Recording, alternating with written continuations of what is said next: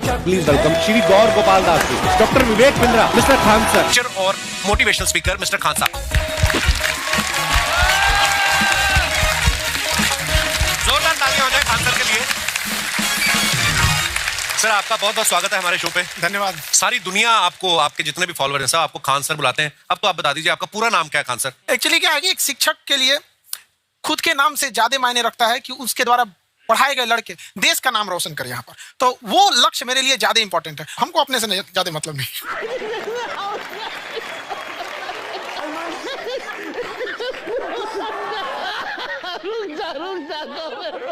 वाह। मैं खान सर के बारे में बता दूं कि इनका YouTube पे जो एजुकेशनल चैनल है उसके 17 मिलियन मतलब 1,70,00,000 फॉलोअर्स हैं। अब 19 हो गए। 19 हो गए। बाप रे क्या बात है। वाह। तो लॉकडाउन से पहले सर 30,000 थे। हाँ। एकदम लॉकडाउन के बाद जितनी आपकी सब्सक्रिप्शन बढ़ी है उतनी तो OTT प्लेटफॉर्म्स की नहीं बढ़ी जितनी आपकी बढ़ गई। ये नेक काम की शुरुआत कैसे हुई थी खान सर? लॉकडाउन से पहले हम लोग ना ऐसे फिजिकली क्लास में ज्यादा पढ़ाते थे। अच्छा जी। क्लास में भी बहुत भीड़ रहती थी, लड़के पढ़ नहीं पाते थे। मजबूरी हो गई लॉकडाउन के बाद यूट्यूब पर पढ़ाना, क्योंकि दूसरा कोई ऑप्शन ही नहीं था।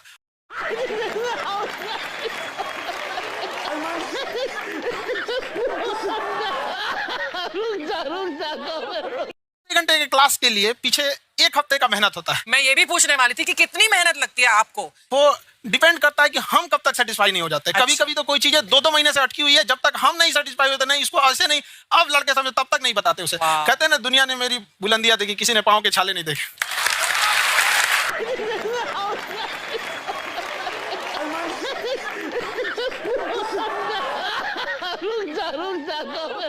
हम लोग अपने स्टूडेंट लाइफ में इतना पीछे थे ना, कभी कभी अपने आप को से डर लगने लगता था यार हम कहाँ आ गए, हमारा कुछ हो सकता है कि नहीं हो सकता है यहाँ पे। तो लेकिन ना कुछ सीखने का बड़ा शौक था। हाँ। तो जैसे एक फिल्म बनाने से पहले डायरेक्टर कितने महीने की प्रैक्टिस करता है, 2 साल की मेहनत के बाद एक 3 घंटे की फिल्म बनाना पड़ता है। उस तरह से थोड़ा काफी मेहनत करना पड़ता है पीछे से, तब जाके समझ में आता है। और धीरे धीरे एक्सपीरियंस होने से थोड़ा समझ में आ जाता है कि क्या कहाँ पे कौन सा चीज डाउट आएगा वहाँ पे। और आपसे पढ़ाई करने का ये भी फायदा है ये पीट नहीं सकते ना यूट्यूब चैनल से, अंदर से निकल के थप्पड़ भी नहीं मार सकते। हमें तो पीटा इतना है ना, हम तो मतलब टीचर से सवाल नहीं पूछ सकते थे। अभी बचपन में पूछ भी लिया ना कि सर सूरज कितना दूर है, तुझे जाना है उधर। जो आज खान सर कि आपका एक एपिसोड था ट्रेन के बारे में, कि ट्रेन में ऐसा क्यों होता है, शुरुआत में ऐसा हुआ था, ये यहाँ पर बोगी के लिए ये कनेक्शन, तो ये सोर्स क्या होते हैं आपके, कहाँ से सुन लेंगे उसके बाद खुद का चैनल शुरू करेंगे।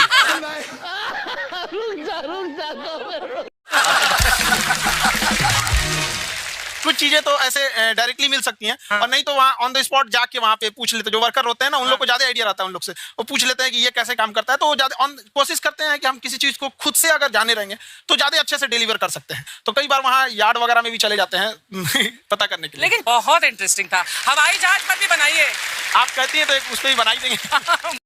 हम लोग जब स्टूडेंट लाइफ में थे या कई स्टूडेंट को भी देखते हैं, वो बेचारे जब थक जाते हैं तो आपका शो देखने लगते हैं।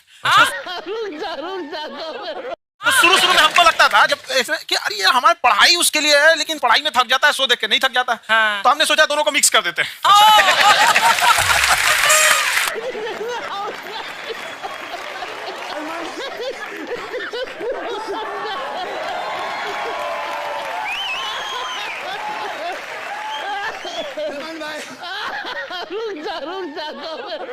तो हमने उसको, और आज आपको पता नहीं हमने भी यही किया है। मिक्स करने। हमारे एजुकेशन सिस्टम में 2 कमी है। हाँ। एक एजुकेशन की, दूसरा सिस्टम की।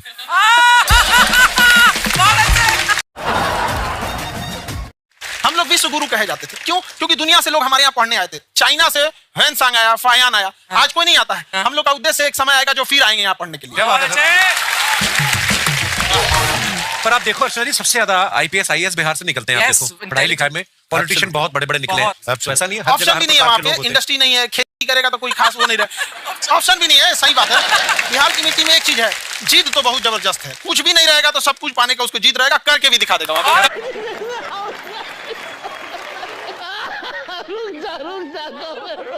में आके गिरा और नहीं फटाओ। बाद में बहुत सारे लोग धमकियां दिए, लेकिन कहते हैं ना सूरज कितना भी तेज चमक ले समंदर नहीं सुखा सकता। वाह वाह, क्या बात है। मैम एक्चुअली ये फीस कम करने का एक और रीजन है। हाँ। 2.5 लाख 3 लाख की जो फीस में सब लोग पढ़ाई अफोर्ड नहीं कर पाते हाँ। इसलिए वो कुछ ही लोग अफोर्ड कर पाते हैं तो उनका मेंटल लेवल तो बहुत ऊपर चला जाता है हाँ। लेकिन एक पूरे देश का मेंटल लेवल थोड़ा सा स्टेबल नहीं हो पाता तो जब फीस कम रहेगी तो हर वो लड़का तैयारी करने के लिए आगे आएगा जिसका सपना है देश के लिए कुछ करने का बहुत सीटें लिमिटेड है उन्हें को मिलेगी लेकिन जिन्हें नहीं मिलेगी उसे मिलेगा देश का एक जिम्मेदार नागरिक तो इस देश को बताओ क्या बात है? कुछ लड़के पढ़ने के लिए चले गए थे दिल्ली उनको यूपीएससी निकालने के लिए चले गए थे हालांकि जो गए थे उनमें किसी का नहीं हुआ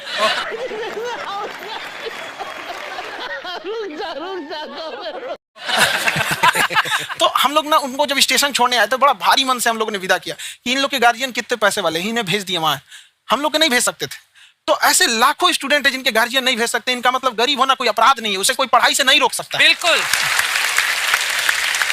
तो हमने ठान लिया था कि कभी अगर मौका मिलेगा तो उसको हम जरूर कम करेंगे तो इस साल हमको मौका मिला तो वो जो टफेस्ट एग्जाम है इंडिया का यूपीएससी उसकी 2.5 लाख की फीस को हम 7,500 में कर दिया और सेम बहुत बढ़िया वेरी गुड बहुत अच्छे